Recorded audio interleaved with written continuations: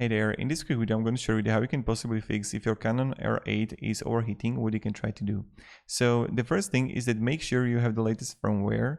Don't leave the camera active while you're doing other stuff. So if it's sitting on tripod feeding the AVFR or wear screen, if it's processing AF and running the IBYS, so completely turn it off when you're not using that.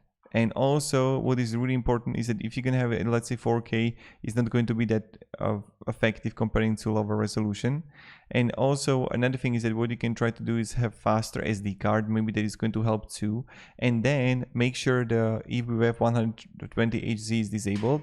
And Ninja 5, this is another thing that you can try to do, is that you can get a Ninja 5 for your camera, because it's going to take some processing power and then it can like take even longer. So just want to make this quick video. I hope it gave you at least a little bit of value what you can do, and have a great day and goodbye.